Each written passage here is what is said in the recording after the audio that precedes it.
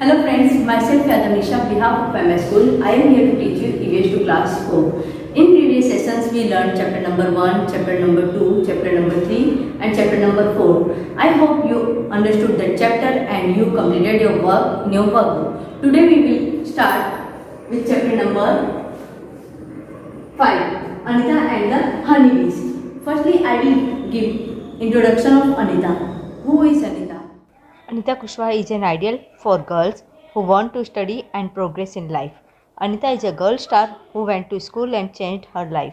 अनिता कुशवाहा एक ऐसा आदर्श है जो लड़कियां पढ़ना चाहती हैं और जीवन में कुछ करना चाहती हैं, उन लड़कियों के लिए वो एक आदर्श है, रोल मॉडल है. She is a star who went to school and changed her life.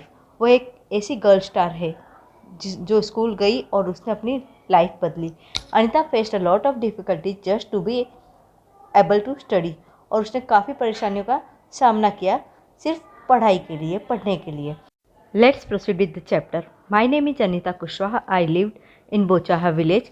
This village is at Muzaffarpur district in Bihar.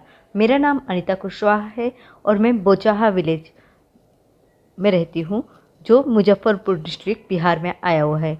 I stay with my parents and 2 younger brothers. मैं अपने माता पिता और 2 छोटे भाइयों के साथ रहती हूँ. I study in college. Besides studying, I teach young children. I also keep honeybees.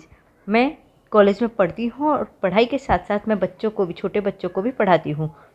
I also keep honeybees. मैं honeybees भी रखती हूँ, honeybees भी पालती हूँ. All these have not been easy for me. ये सब मेरे लिए सरल नहीं है. When I was young, I used to spend my time with my goats as they grazed for food. और जैसे ही मैं जवान हुई मैं अपना समय बकरियों के साथ गुजारती थी. As they grazed for food. वो अपने चारे के लिए, अपनी खुराक के लिए घूमती थी. I always wanted to go to school but my parents did not like the idea of girls going to school. मैं हमेशा से स्कूल जाना चाहती थी बट मेरे पेरेंट्स को लड़कियों का स्कूल जाने का विचार अच्छा नहीं लगता था. A dream of school. School का सपना. One day I reached the school and silently sat down behind the children. एक दिन मैं स्कूल पहुंच गई और चुपचाप जाकर बच्चों के पीछे बैठ गई. I felt so happy. मुझे बहुत खुशी हुई. When I came back home and collected courage to talk to my parents about school. जब मैं घर वापस आई और मैंने साहस इकट्ठा किया मेरे पेरेंट्स से स्कूल के बारे में बात करने के लिए. But they clearly told me not to go to school. I cried a lot. और उन्होंने मुझे क्लियर कह दिया कि स्कूल नहीं जाना है. मैं बहुत रोई. One of the teachers in my village came to know about this and he explain to my parents about education. हमारे एक शिक्षक को हमारे गांव के ये पता चला और उन्होंने मेरे पेरेंट्स से शिक्षा के बारे में बात की, उन्हें समझाया. The teachers also told them that they would not have to pay anything for my education up to class 8. उन्हें मेरी क्लास 8 कक्षा 8 तक के लिए कुछ भी फ़ी पे नहीं करनी पड़ी, कोई भी खर्च नहीं करना पड़ेगा.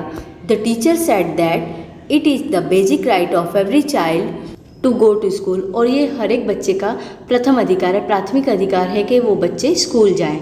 माई parents agreed and I started going to school. मेरे पेरेंट्स राज़ी हो गए और मैंने स्कूल जाना शुरू कर दिया. I was not so intelligent but I always asked question. मैं बहुत ज़्यादा होशियार नहीं थी लेकिन मैं हमेशा प्रश्न पूछा करती थी.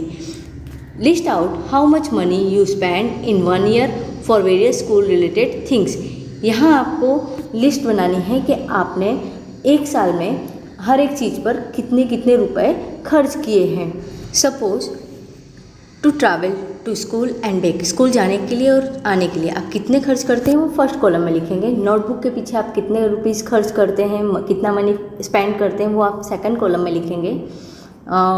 Then on pen pencil, then on uniform, on school bag, lunch box, shoes, footwear and shoes and socks and then other things. जो भी दूसरी चीज़ें उन सब के लिए आप कितने स्कूल के लिए एक साल में खर्च करते हैं वो लिस्ट यहाँ बनाएंगे और उसके बाद उसका टोटल अमाउंट लास्ट कॉलम में लिखेंगे. How much money did you spend on your books this year. इस साल आपने अपनी बुक्स के पीछे कितना खर्च किया है वो आपको लिखना है यहाँ आंसर में. So you can write this year I spent 3,000 rupees on my books. Studies continued. I passed class 5. I knew that the cost of my study would increase now. My parents were not ready for my education, but I wanted to study. I started to teach younger children. From that money, I continued my study. मेरी पढ़ाई चालू थी और मैंने 5th class pass कर ली।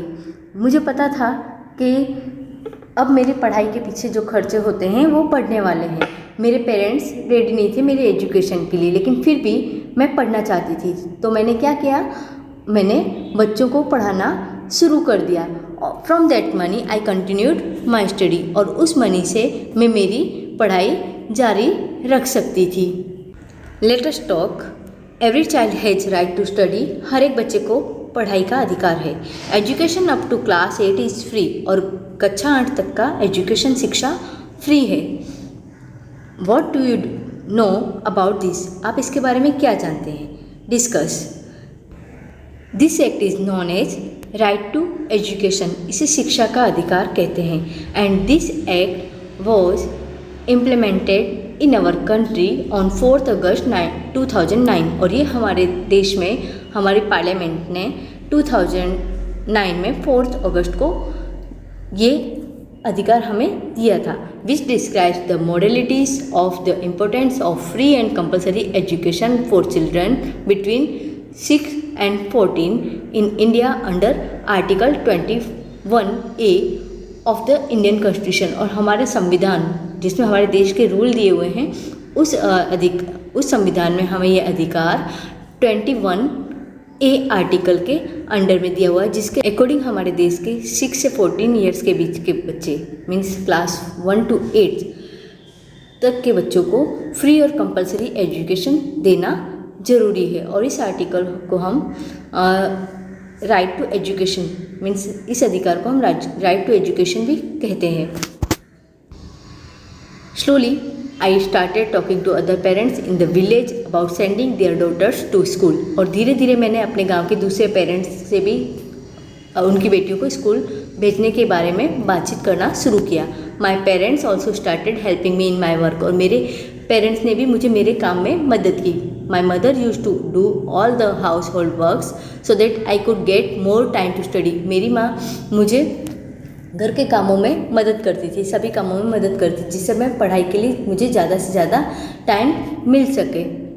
There are many litchi trees in our area. honeybees are attracted to the lychee flowers. So many people do the work of beekeeping. हमारे क्षेत्र में हमारे एरिया में बहुत सारे लीची के पेड़ हैं और honeybees मीन्स मधुमक्खियाँ इन लीची फ्लावर से आकर्षित होती हैं। So many people do the work of beekeeping. बहुत सारे लोग हमारे गांव के ज़्यादातर लोग honeybees को रखने का काम करते हैं, वो honeybees पालते हैं। Government also provides training for that. और हमारे देश की सरकार इसकी ट्रेनिंग भी देती है, कैसे उनको पाला जाता है, कैसे उनको रखा जाता है, ये ट्रेनिंग हमारे देश की सरकार देती है। I join this training. मैंने भी ये ट्रेनिंग ज्वाइन की। I was the only girl in this. और इस ट्रेनिंग में मैं अकेली लड़की थी। honeybees lay their eggs from October to December। और honeybees अपने एग्स अपने अंडे कब देती हैं? तो अक्टूबर से दिसंबर के बीच में, अक्टूबर से दिसंबर तक। This was the best time to start beekeeping. और यही एक ऐसा अच्छा समय था कि जब हनी बी को रखना शुरू कर सकते हैं। Have you seen an insect near flowers? क्या आपने कोई ऐसा इंसेक्ट देखा जो फ्लावर्स के पास रहता हो? Find out their names and right. उनके नेम ढूंढो और लिखो।